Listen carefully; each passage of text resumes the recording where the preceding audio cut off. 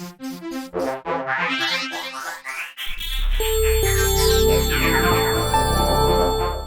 this video might help you take a few tenths of a second off your personal best lap time without you needing to drive the car any harder or any faster. It's all about where the vehicle is placed on the track, and specifically the difference between a double apex corner and a single apex corner.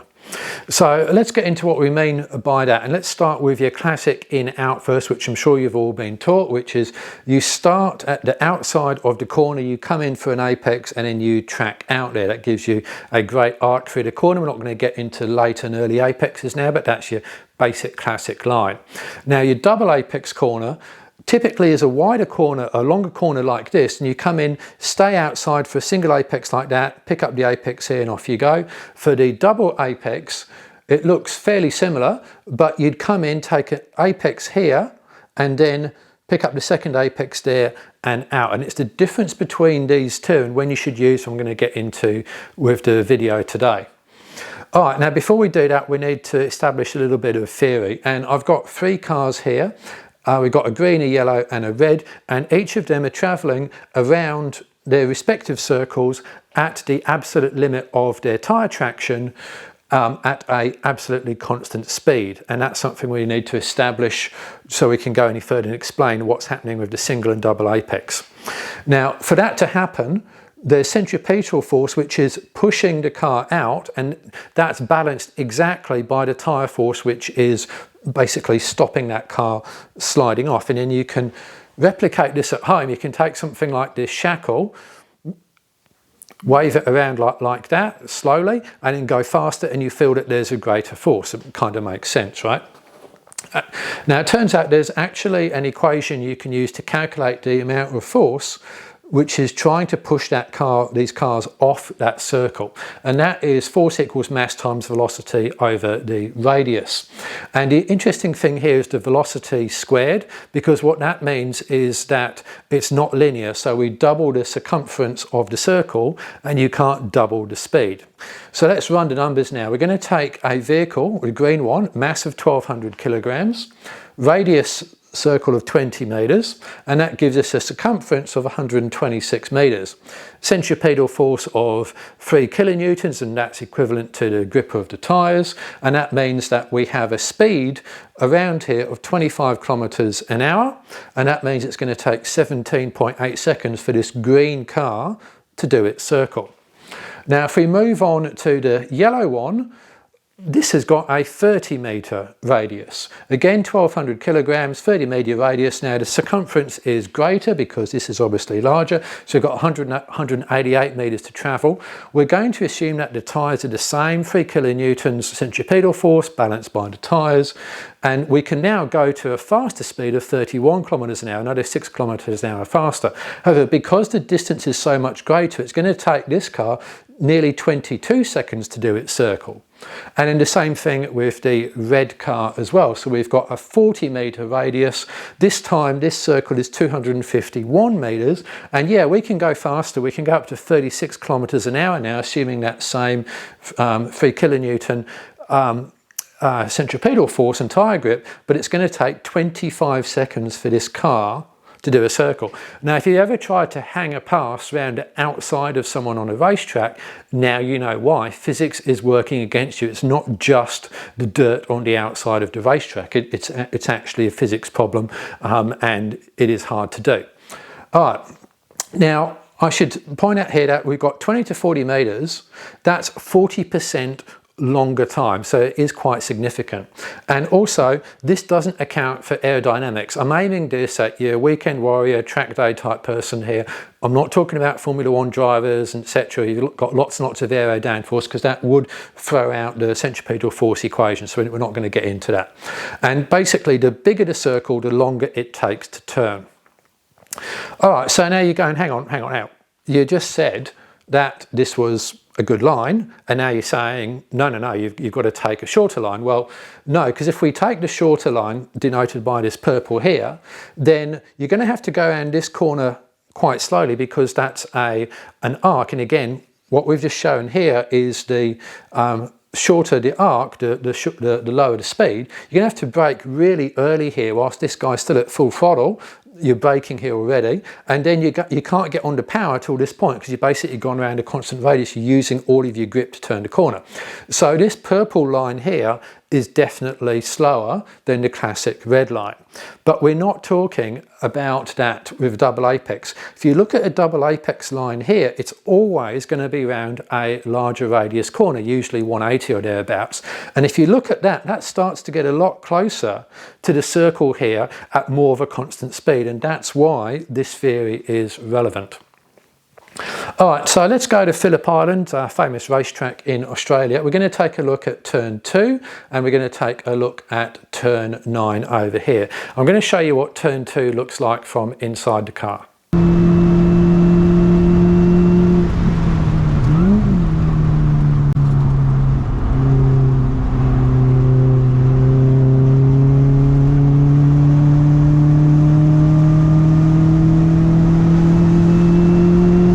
All right, so let's take a look at turn 2. The single apex line starts, obviously apex of turn 1, comes out here, goes to the outside, stays out, picks up an apex and then powers out.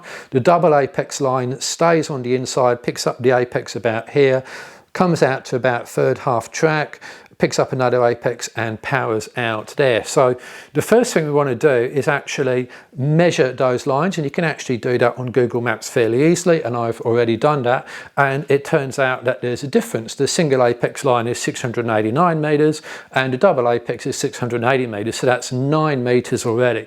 Now if you're going to be doing an average speed of 136 kilometers an hour, you're looking at about 0.24 seconds, the difference there. Now it won't be exactly that for reasons which I've outlined. You can probably divide that by 2, but even if we take that at a tenth of a second for that corner alone, it could be more. That is still time I'm sure we'd all like to take off our personal bests. All right, so let's get into why the double apex line is quicker here. So both lines are equivalent here, they start to diverge. Now the yellow car, the yellow line, will get to this blue line here quicker for 2 reasons. One, it's a shorter distance. That yellow line is literally shorter, that's one. Secondly, the red line has had to turn the car from one side of the track to the other side of the track, and any time the steering wheel on a racing car is not dead straight, you are losing time, even if you're turning it by a degree, just a fraction. You've got to try and absolutely minimize that steering input. So by the time we get to this blue line, the yellow car is ahead. There's just no two ways about that. Then, if we also take a look here, we've got more braking distance. So here we've got a more or less bit of brief straight line here, and obviously you can brake harder when you're in a straight line as opposed to turning, and the reason for that is because you're using all of your traction budget for braking as opposed to turning, and you can look at my videos on the traction circle to explain that. Whereas over here we're sort of having to brake and turn at the same time. Then take a look at this arc over here. That's quite a long arc, and that comes back to my point before. This red arc over here, yes, you are traveling faster, but just as I showed you with that centripetal force, you're losing time all the way you're hanging it on the outside here. So that's another reason you're going to be slower there. And then you're coming in here, because you're now describing a tighter arc, you can more easily brake and rotate. So you can trail brake, you can start to unload the back end of the car and help to rotate that around, and that's harder to do when you're on the outside of the track. Now I put this in green here because it's not related to the physics discussion, but it's a practical aspect, and that is on the outside of the track there's dirt, it's dusty, there's bits of tyre debris. You're not going to get the grip you would on the inside line, and also if you make a mistake on the double apex line, you've got half a full track width to catch the oversteer and let it run. If you're already hanging it on the outside of the track here and you make a mistake, you've got a meter and then you've got grass, and that's not fun even in the dry. In the wet, you are going to be saying hello to the gravel trap in short order. So there's 2 practical reasons not to hang it around the outside as well. All right, now both lines get to the same point over here, and then I can hear you going, aha, but with the red line, I'm going to be that much faster through here, and then I'm going to be faster all the way through here and all the way down the straight. And That's kind of correct in theory. You should generally look to maximise your exit speed, but not always, because there's no point maximising your exit speed here if you lose a whole heap of time there. But the bigger point here, in this particular situation, is that you're actually limited on this exit by your grip, not your power. So you can't actually go to full power in pretty much all cars through here. You're actually limited by the grip of that turn as opposed to the power. So there's no point arriving here another, let's say 15 k's an hour, even if you could, which you won't, because you won't be able to use that speed anyway. So all you've done is just lose a whole bunch of time coming in here, and for absolutely no gain whatsoever. And how much do you actually need? Well, let's go from the exit here down to the braking point, and we'll just call that 470 meters, right? Now, at an average speed of 154 k's an hour, it's going to take you 11 seconds. If you want to go 0.24 seconds quicker than that, you need to be doing 157. So therefore, you need to find an extra 3 kilometers an hour of speed over here just to break even, maybe 3, 4, or 5, which you're not going to be able to do, because, you know, even getting 2 kilometers an hour faster is hard when you're at the limit of traction here. So basically, you're going to lose so much time in this first pass of the corner here, you're not going to make it up here, and it's not going to help you down the straight. But people do it because they've got this sort of fixed mindset of, oh, it's a corner, therefore I must go out as far as possible and then come in, and it's wrong and it doesn't work. And, you know, if you race in a spec series, everyone's got the same car, you do that and you're just going to get murdered up the inside every single time. But you don't need to take my word for it. I'm just a guy with calculations and a PowerPoint and an amateur racer. Why don't you take a look at what the professionals do and then follow them? So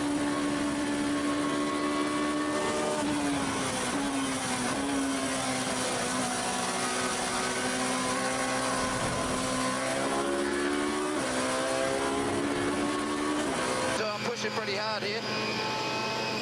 Back down to third. Don't want to lock on their front here, it's very easy to do so. Back on the gas, little bit oversteering. Not too bad though.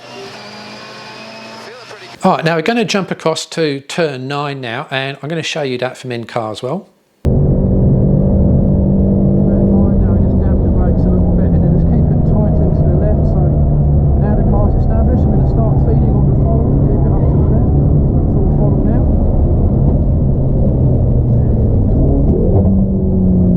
All right, so we've done the measurements for turn 9. Turns out it's 9 meters difference, and that's 0.28 seconds, assuming the same speed. So we just halve that, and let's call it a 1/10.5 or thereabouts. So again, you're coming out here and you're turning the steering wheel more, which is slowing you down, and then you're just going all the way around the outside here for no reason whatsoever, and that is slower. Again, you come back to that centripetal force example, you are just burning time on the outside here. And you know what, there's less turning required on a double apex line. You've got a greater arc here, and what are you trying to do? There's not even the excuse of a long straight. You're braking hard for the, you know, second tightest, well, probably tightest corner on the track, MG here. So why are you trying to maximize your speed here? You know, you want to basically straight line it from here to here, hug the inside, take the shortest line, and that's the quickest way to do it. But again, why take my word for it? Take a look at the professionals. Fourth gear, back down with it, Lookie Heights. Blind crest, right over the top. Bit sideways here. All right, so now we're going to go to Broadford, which has got not 1, not 2, but 3 double apex corners on a short track. I'm just going to talk about turns 10 and 11 here, and again I'm going to show you what it looks like in car.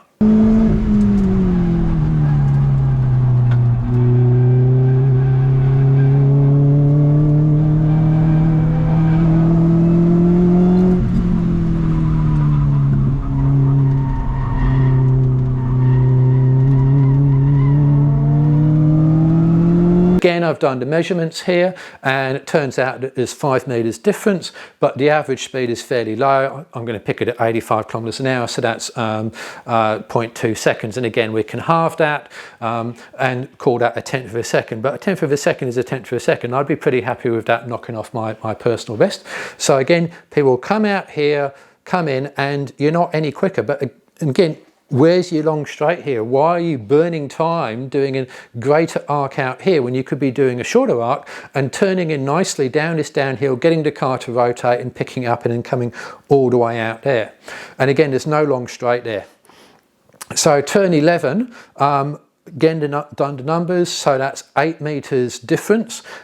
Why would you go out here? Turning the steering wheel more, going all the way out here, greater arc, and then you're going to pick up the power at the same point. You're not going to get any extra exit speed.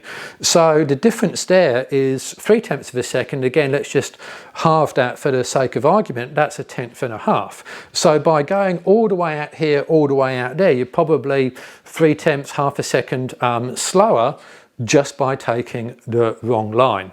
Now we're going to come to Winton and we're going to take a look at turn 8 over here, and this is what it looks like from inside the car.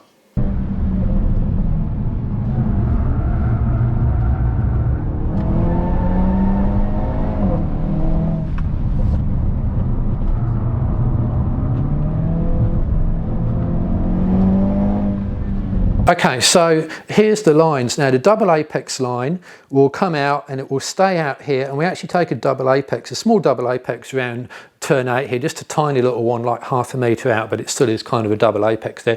The single apex line starts at this side of the track, crosses to the other side, goes back to the other side and comes back again, so you're crisscrossing all over the track. And that is a significantly longer line, as you can see, 11 metres. Assuming both cars travelled at the same speed, 85 k's an hour, that would be half a second. We will give the red car slightly quicker speed, so maybe it's a bit less than that, maybe 0.4 of a second, but it's still a chunk of time which could just easily come off your personal best. So you're better off coming out of here than just running the car out wide, keeping the steering wheel as straight as you can, and then just pretty much hugging that, taking that kind of nice little double apex here. And then there's not, you know, the red car, the red line will actually be quicker at this point, but behind, because it's taken longer to get there. But what's the point? There's no long straight out here, so why are you trying to maximize your exit speed? There is a long straight down here to that's turn 9 down to turn 10, so you do want to take a light apex here and compromise this one in order to launch out. That is correct, but there's no point trying to maximize your exit speed here because you're immediately turning into the next turn. So yeah, no long straight, tiny double apex, that's the way to do it. And again, let's take a look and see what the professionals do.